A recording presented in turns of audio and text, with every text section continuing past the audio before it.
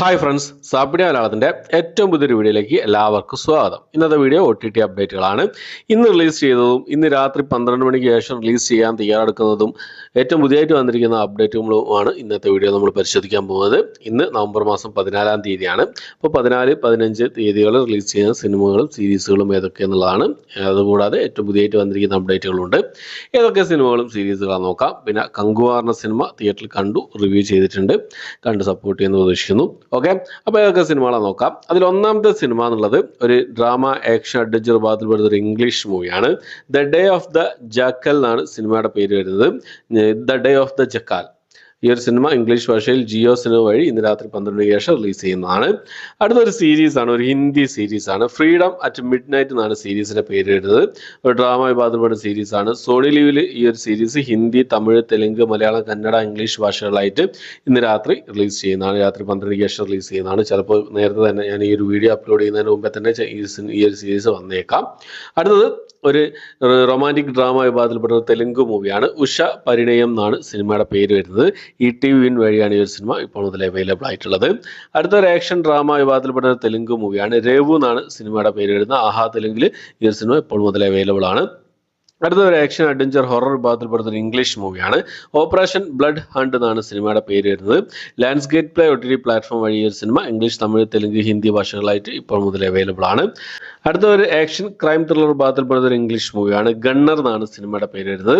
English, Tamil, Telugu, Hindi ഭാഷകളായിട്ട് Amazon പ്രൈമിലാണ് ഇപ്പോൾ മുതൽ available ആയിട്ടുള്ളത്.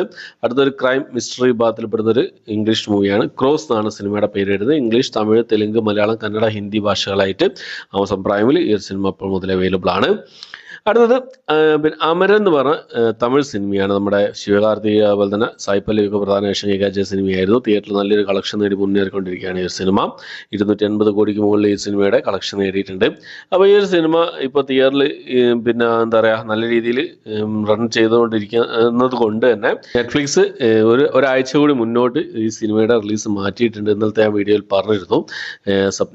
ഡിസംബർ മാസം ഫസ്റ്റ് വീക്ക് ഈ സിനിമ പിന്നെ നെറ്റ്ഫ്ലിക്സ് വഴി റിലീസ് ചെയ്യാനുള്ള അപ്ഡേറ്റുകൾ വന്നിട്ടുള്ളത്. അപ്പോൾ അതുകൂടാതെ വേറൊരു കാര്യം കൂടി വന്നിട്ടുണ്ട്. പിന്നെ നമ്മുടെ പൈറസി വെബ്സൈറ്റായ എന്തൂസാൻ എന്ന വെബ്സൈറ്റിൻ്റെ പേജിൽ കമ്മിങ് സൂൺ പോസ്റ്ററൊക്കെ പുറത്ത് വന്നിട്ടുണ്ട്. അമരൻ എന്ന് പറഞ്ഞ സിനിമയുടെ ഈ മാസം തന്നെ നമുക്ക് ഈ ഒരു സിനിമയുടെ എന്തൂസാൻ ലീക്ക്ഡ് പ്രിന്റ് പ്രതീക്ഷിക്കാവുന്നതാണ്. അതുപോലെ തന്നെ ബ്രദർ എന്ന് പറഞ്ഞ സിനിമ, ജയൻ രവി പ്രധാന വേഷം കൈകാച്ച ഒരു ഫാമിലി ഡ്രാമ വിഭാഗത്തിൽ, കോമഡി വിഭാഗത്തിൽപ്പെട്ട സിനിമയായിരുന്നു ബ്രദർ എന്ന് പറഞ്ഞ സിനിമ. ഈ സിനിമയുടെയും എന്താ പറയുക കമ്മിങ് സൂൺ പോസ്റ്റർ എന്തൂസാൻ വെബ്സൈറ്റിൽ അവൈലബിൾ ആണ്. കമ്മിങ് സൂൺ പോസ്റ്റർ വന്നിട്ടുണ്ട്.